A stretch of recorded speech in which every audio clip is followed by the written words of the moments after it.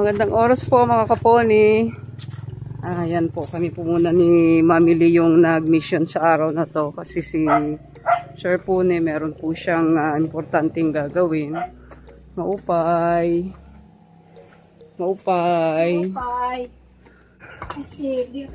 Whitey, buotan lugo etiya. Whitey. Hello Olga, magandang araw. Hello, magandang tanghali sa inyong dalawa. Kumusta lang po kami sa mga alaga mo. Dito nanganak na si Marga. Hapon lang. Ito, ilan ang anak? 11. Hi Margarita, akay natutulog siya. Ayun, Mahina pa, hindi pa siya nakaka-recover. Kasi kagabi, yung isa humabol pa kagabi mga alas 7 na. Nanganak siya, nag-start siya alas 8.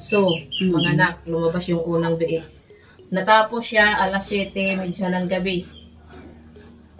Bali 2 oras yung pagitan ng pang 10 biik at saka yung last.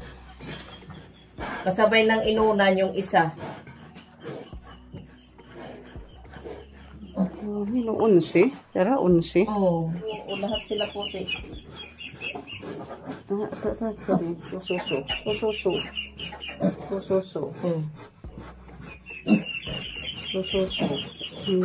Ayun na, lumusot na. Kahapon, habang nanganganak, habang nagtatalik kami ng puso, yung iba, inilalagay namin dyan sa planggana. Kaso lang, tumatalon. Ang kukulit, sabi ko. Mga, sila.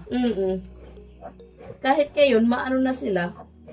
Pinutulan nyo ng buntot. Pinuputulan namin yan agad. Si Erwin ang nagputol. Reason. Minsan, salitan kami, kung sino yung unang makahawak sa biik, siya na yung hahawak, iba na yung puputol ng puso ng buntot, tapos ngipin. Mostly si Emerson yung ng ngipit, taga putol. Ito mga habulit era, mga ikog. Habulit ikog. Ano lang yan po, pag 3 araw hanggang 4, wala na yan. Gunting lang ang pinamutol niya. Tapos yung ngipin, nipper. Mga tikpuan din, mga haglapalitan na yun siya. Oo, siya, ang lulusog. Mga maliliksi.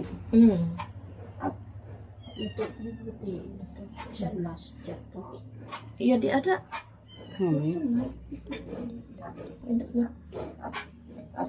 Kasi yung hiyan last, jadi. Ay, ada.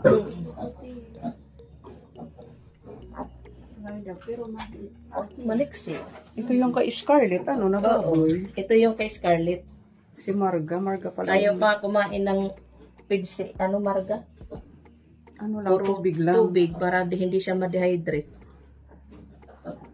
Buti hindi niya inaano yung kanya. Yung feeds niya, yung tubig niya, hinalo ako ng feeds, kahit paano may maaano na feeds. May higop. Ilang araw yan bago siya kumain? 3,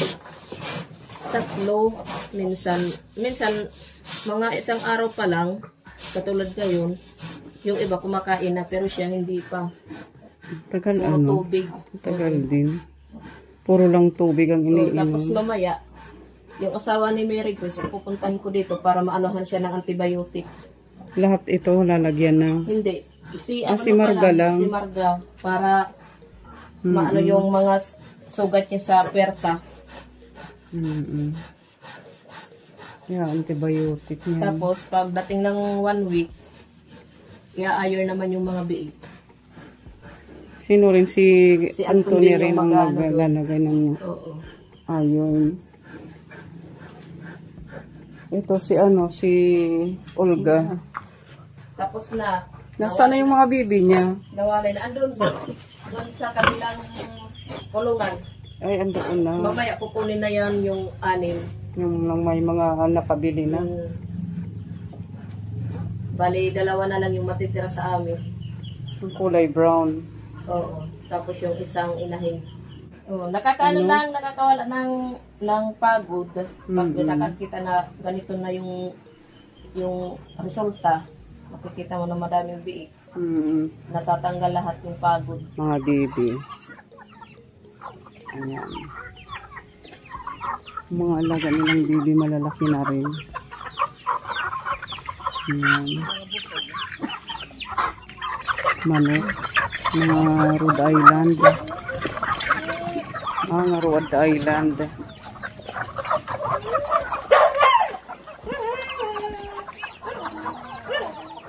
Ito yung mga nasa labas na manok, ito yung mga may sakit. Ah, Pero pero mga ngayon- sipon. Oo, pero ngayon okay na. Ibabalik ko na yan dito sa loob. Inilalabas ko pag may sakit para hindi makahawa.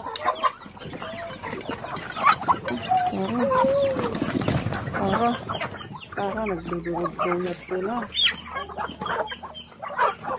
Pati si Papo ando doon din. Nakikita.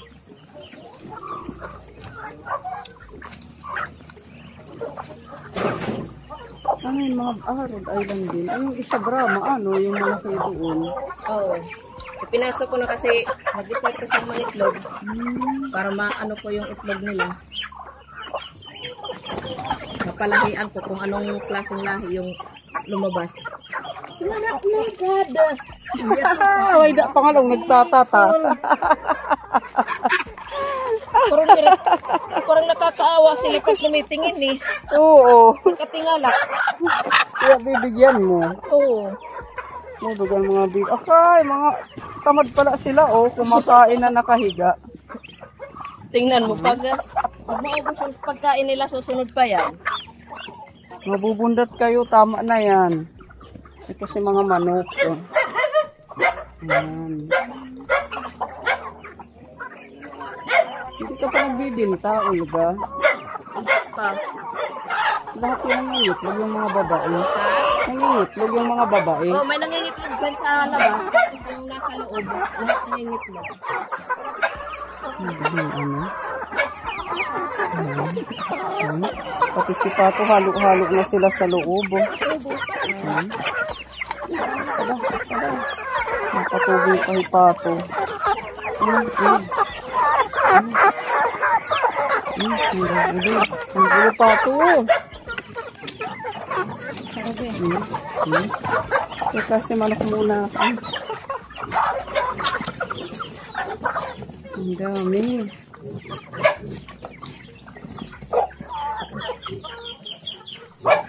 Ilan na yan lahat yung nandito sa loob?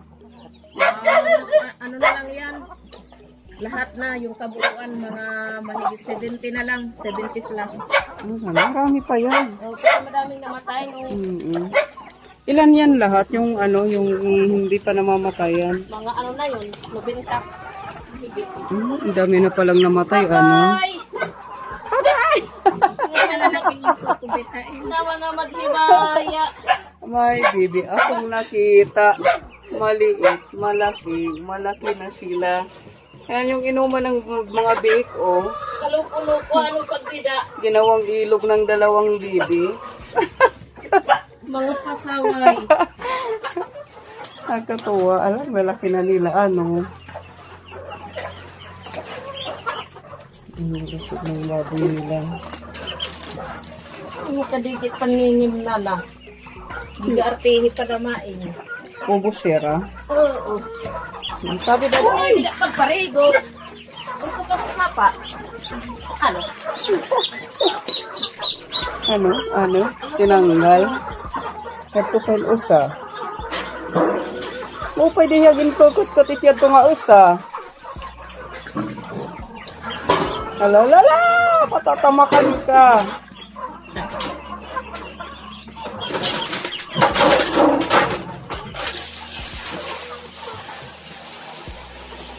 Nakakalusot din ng mga baby. Kasi para panginginom yung pag-iubig. Mag-arapi, oo. Nakita nga mahugaw, di manginginom. Mag-arapi nira. Sinasakyan man.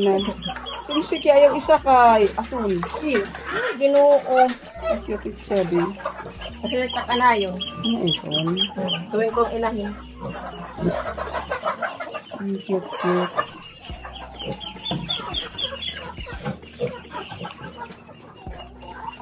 Kaupay la. Ang sugahin, ano? Ang ganda ng... Pag-uulit ko yung adlaw, siya din takhit, panubong. Ganda ng may ganito. Nakakalibang. Nakakalibang. Digo supiit.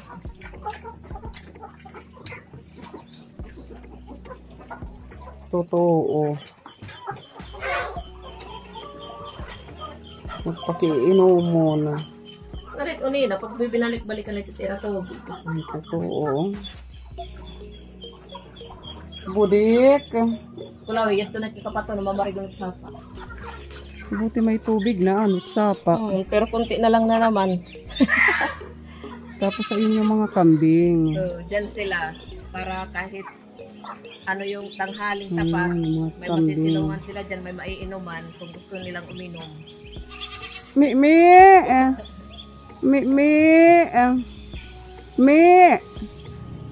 Inalis ni Olga. Ito pa nga lang, yung pilay na niya malunggay.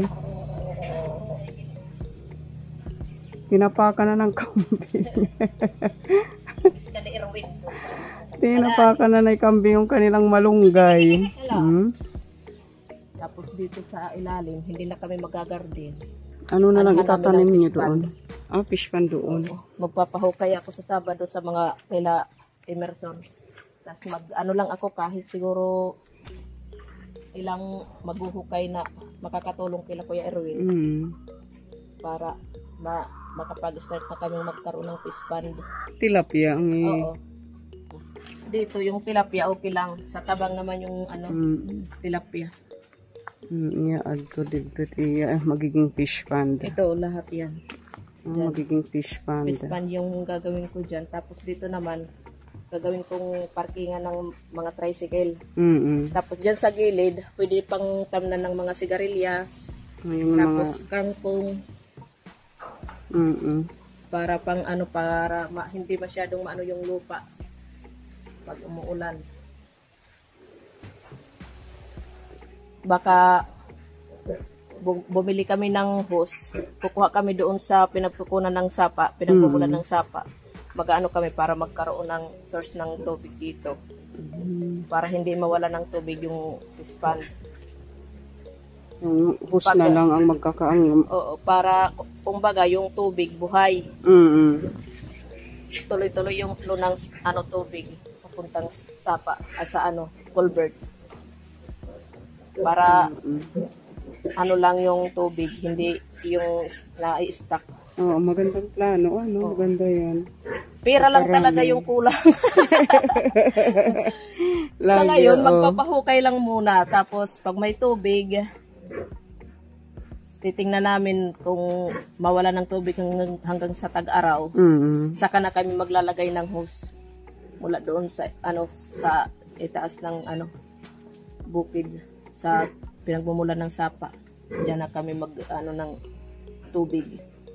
Hindi doon natutuyuan ng tubig sa may sapa? Doon hindi banda? Naman doon. Yung source? Oo. Dito lang kasi direkta na yung araw. Kaya natutuyo yung tubig. Yung sobrang init. Pero doon, hindi siya nawawalan. Yun na lang yung plano namin sa ngayon. Susunod sana na lang namin na magkaroon kami ng madali lang naman yung paghingi ng mga binhi ng isda, ng tilapia. Sa agriculture, may mga naman sila binibigay. Pero lang muna nila sa survey kung okay yung fish pond. Kaya yun yung plano ko talaga. Matagal na kasi akong kinukulit nung pinsan ko dyan sa agriculture. Sabi niya, maganda yung area nyo dyan. Insan, magawa kayo ng fish pond.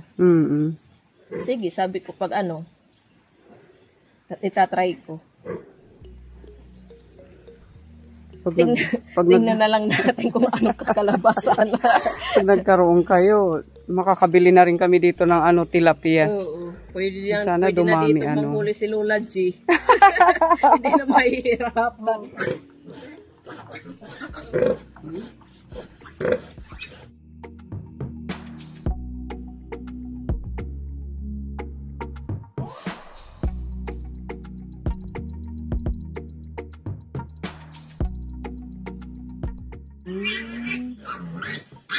Aga nyo na ano sa baby ng nanay. Hoy, padingain ka na. Busog eh, direct masuso. Padi. Hoy, padingain ka na. Padi.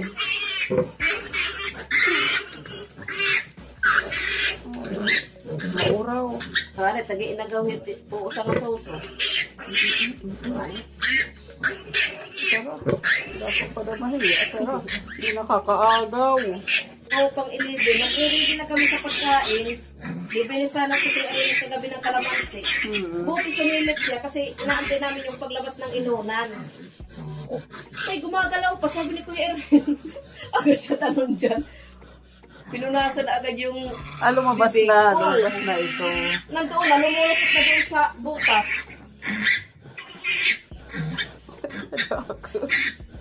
Ba't yung mga naihiyaw? Kaya nga, ginadapuhin yan. Isa. Oo.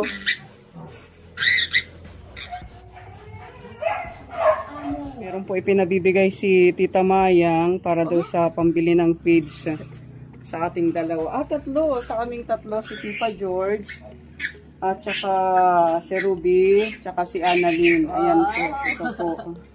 Ayan. Ito yung pinabibigay po ni Tita Mayang para daw sa pambili ng feeds. 500 pesos. Thank you, Tita Mayang. Salamat sa pa-feeds. Thank you po. God bless you, Tita Mayang. Salamat po. Ayan, diba, May bibili na nakakatuwa. naman kami. Thank you, Tita Mayang. Tama, isa na lang. Ganito. Madadagdagan ito. Opo. Ito, madadagdagan. Thank you, Tita Mayang. Salamat po. Ayan, Tita Mayang, ito po yung tig 500 po kami ni Tita George. Si Tita George po hindi po namin nakasama dahil nag-grass cutter po siya sa mga sisters sa Oikos. Doon po siya 2 days na hindi namin kasama kaya kami muna ang madalas magkasama ni Mami. Sige pala niya pag pinanganak, nagkikinagawas na niya suso na sirit ang iya gatas. Ang gatas, di Ang rin tason hiya, tason. Nasirit ka na niya gatas.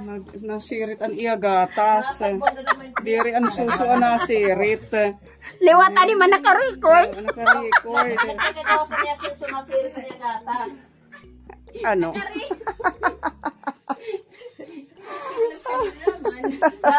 Nagkikinagawa sa niya gatas, sige pala pag pinanganak, nasirit Ang suso. ang gatas. Diri ang suso. Ang buthain. Mamarali pa kaon. Ay, Olga. Mausok ko na laat, han iya tubig, wala maabusan, binutang tubig.